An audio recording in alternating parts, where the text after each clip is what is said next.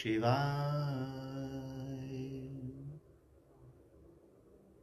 हे समस्त प्रिय आत्मन मित्रों, प्रभु प्रेमी, गुरु प्रेमी, ध्यान प्रेमी आत्माओं, आप सबके भीतर विराजमान अविनाशी अनंत परम गुरु परमात्मा के श्री चरणों में हिमालयन ऋषि का कोटि कोटि प्रणाम।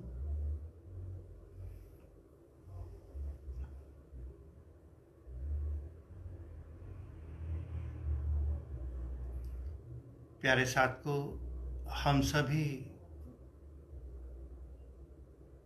अध्यात्म की राह पर चलने वाले साधक हैं, मुमुक्षु जिज्ञासु हैं। इसलिए जब तक हम अपने भीतर उतरकर कुछ जान नहीं लेते, सत्य के किसी स्तर को स्पर्श नहीं कर लेते,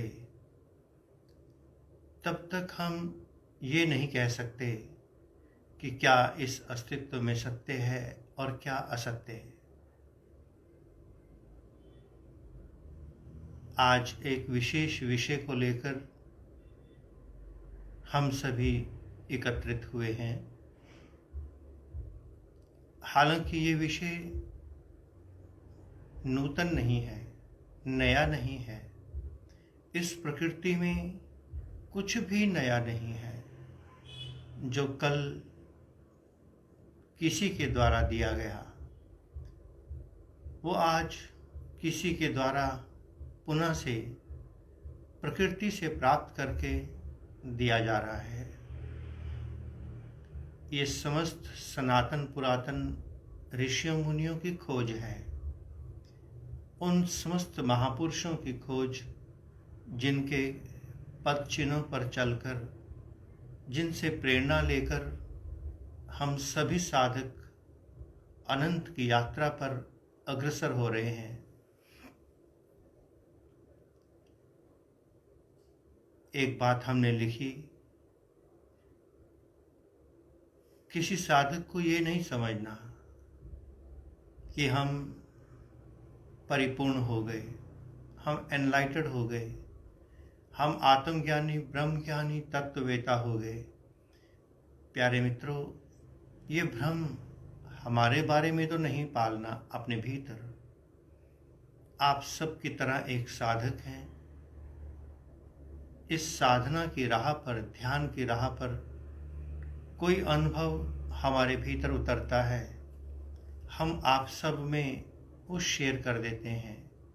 इसका अर्थ ये नहीं कि हम पूर्ण हैं। पूर्ण तो परमात्मा है। इसलिए एक छोटा सा एग्जाम्पल आप सबके सामने, फिर उसके बाद हम अध्यात्म की राह की ओर अग्रसर होंगे। जो हम कह रहे हैं उसमें हमारा अनुभव तो है ही, किंतु उसके साथ साथ इस बात को हमारे सनातन पुरातन के ऋषि मुनि, सारे शास्त्र प्रमाणित करते हैं। शास्त्र प्रमाणित करते हैं, इसलिए सत्य है, हम ये भी नहीं कहेंगे। हमने अनुभव किया इसलिए सत्य है, ये भी नहीं कहेंगे। केवल इतना कहेंगे कि जो शास्त्र कह रहे हैं उससे मिलता जुलता कुछ अनुभव हमारे पास है, किंतु वो सत्य हमारा है। हमारा अपना सत्य कितना ही प्रमाणित क्यों ना हो, वो आपके लिए सत्य नहीं होगा। हमारे सनातन पुरातन के जितने भी शास्त्र, ऋषि मुनि या जो भी संपदा हमारे पास है, वो एक बात प्रमाणित करती है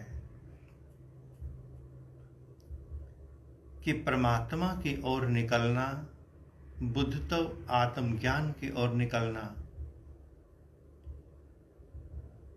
और निकलने की बातें करना, इन दोनों में जमीन आसमान का अंतर है।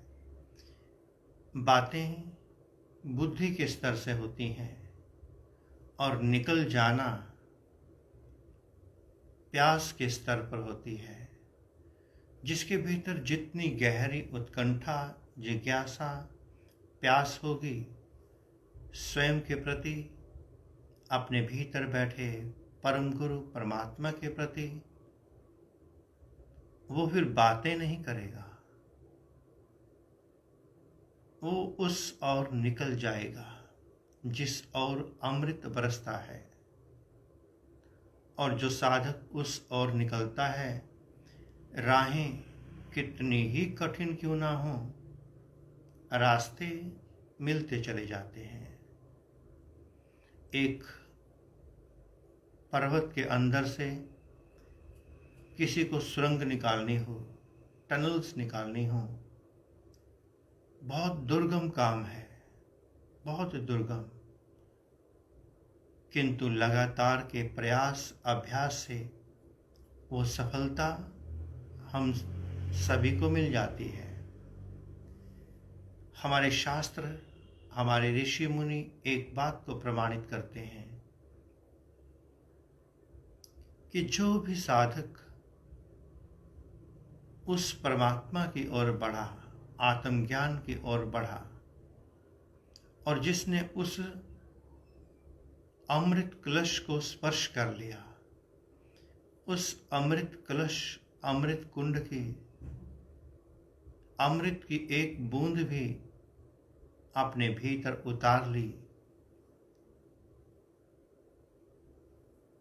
उसका जीवन पूरी तरह से रूपांतरित हो जाता है।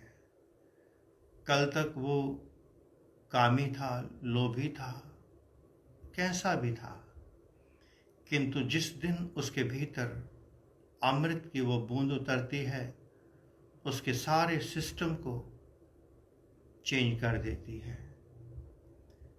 दूध में एक बूंद दही की गिर जाए, पूरे दूध को दही का रूप दे देती है, दूध का रूप बदल जाता है। एक अमृत की बूंद जब हमारे भीतर उतरती है, जिसने भी उस अमृत को पिया, उसका जीवन ट्रांसफॉर्म हो गया। बुद्ध परमात्मा को उपलब्ध हुए। उसके बाद यूं तो ये यात्रा अनंत अनंत जन्मों की है, अनंत की यात्रा है। पर बुद्ध जब वापस लौटे, ये हम नहीं, हमारे शास्त्र प्रमाणित करते हैं। बुद्ध जब वापस लौटे, लौट करके उन्होंने अपना राजमहल पुनः से नहीं पकड़ा, अपना परिवार नहीं पकड़ा। वो लौटे अपने भीतर उतरे हुए अमृत को बांटने के लिए, पुनः से समाज में उतरे, किंतु समाज को अपने भीतर नहीं उतारा। समाज के भीतर वो उतरे, समाज उनके भीतर नहीं गया। उन्होंने कोई संपदाएं खड़ी नहीं की। जिसने एक बार उस अमृत को, राम नाम परमात्मा के अमृत को चख लिया, फिर भी वो संसार के एम्पायर्स खड़ा करने में लग जाए, तो इसका अर्थ उसे भ्रम हो रहा है कि मैंने अमृत पिया। प्यारे साथ को, आप अपने जीवन में देखना, इस बुद्ध के एग्जाम्पल को थोड़ा दूर कर देना। मधुमक्खी सदा आपको पुष्प पर बैठी दिखाई देगी, पुष्प पर। कभी भी मधुमक्खी आपको गंदगी पर, विष्ठा पर बैठी नहीं मिलेगी। तभी उसका नाम मधुमक्खी है। मधु उसका जीवन है। और एक साधारण मक्खी को देखना, वो आपको पुष्प पर बैठी कभी नहीं मिल सकती। वो सदा वहां बैठेगी जहां गंदगी होगी, जहां विष्ठा होगी। दोनों में कितना अंतर है। जिस साधक ने बुद्धत्व प्राप्त कर लिया, अमृत प्राप्त कर लिया, फिर वो विष्ठा की ओर नहीं बढ़ता। इसलिए प्यारे साथियों, प्यारे मित्रों, अपने जीवन को नित्य प्रति एनालिसिस में उतारते रहना। मैंने ध्यान किया, मंत्र जप, पूजा पाठ, हवन यज्ञ, उस परमात्मा के निमित्त मैंने जो भी किया, उस करने के बाद क्या मैं मक्खी से मधुमक्खी बन पाया, या वही गंदगी पर बैठने की मेरी आदत बनी रही? क्या मैं सदा काम, क्रोध, लोभ, मोह, अहंकार, ईर्ष्या, द्वेष, घृणा, निंदा की विष्ठा पर बैठा हूं?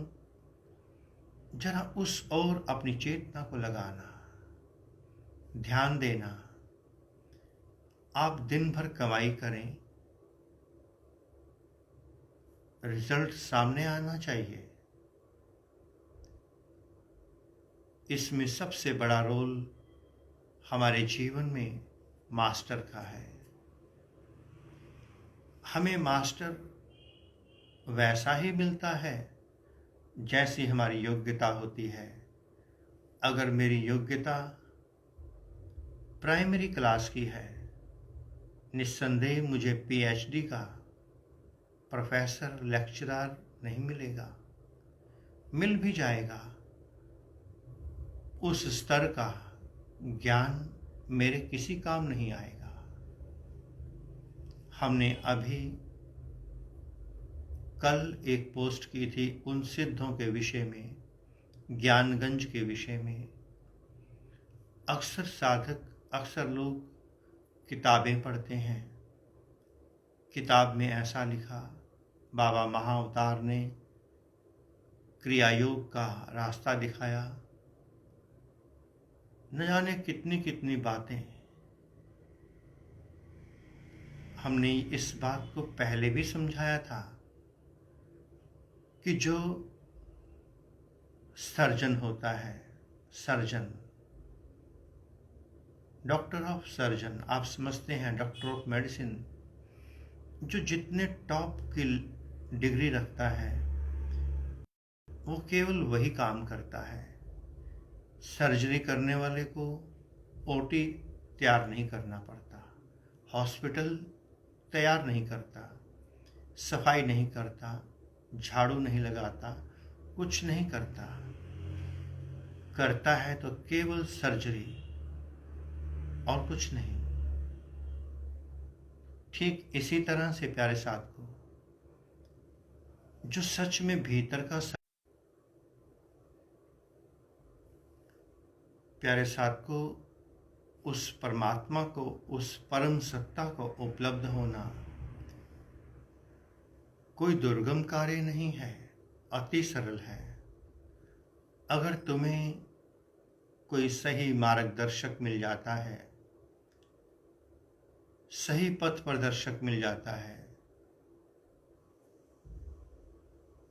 तो राहें आसान होती चली जाती हैं।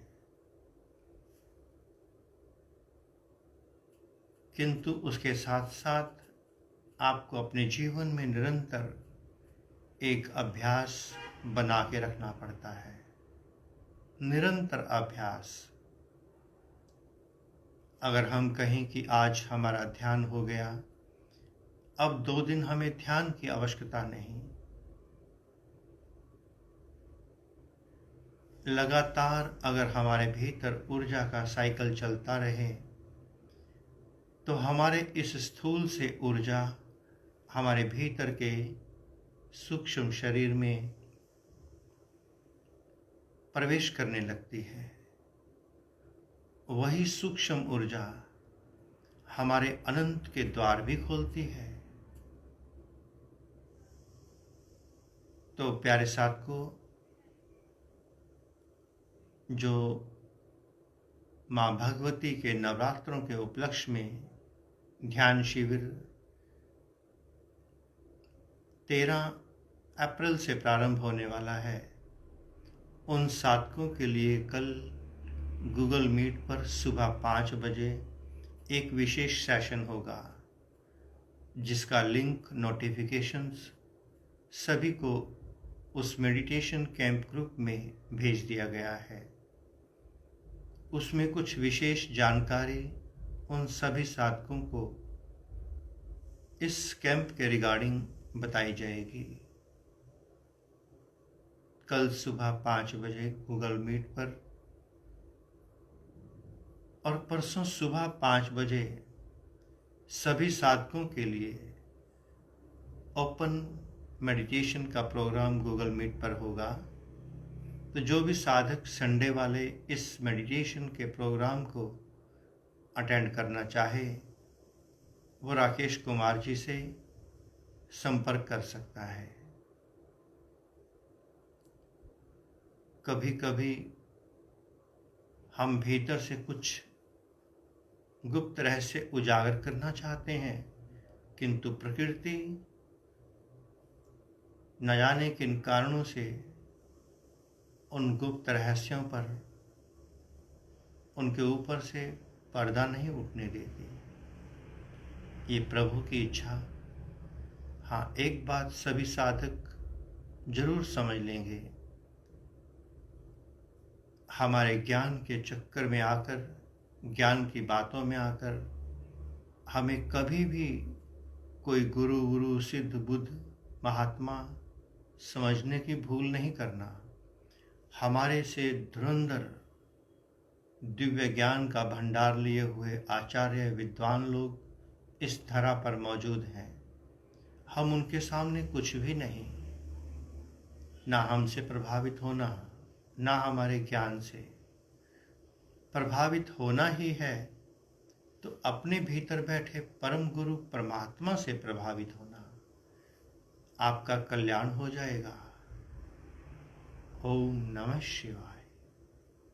पुनः से आप सबके भीतर विराजमान अविनाशी अनंत परम गुरु परमात्मा के श्री चरणों में हिमालयन ऋषि का कोटि कोटि प्रणाम और संपूर्ण ब्रह्मांड में विराजमान समस्त देवी देवताओं, समस्त ऋषियों, मुनियों, गुरुजनों, संत महापुरुषों की ओर से आप सबको शुभ आशीष, शुभ मंगल कामना। ओम नमः शिवाय।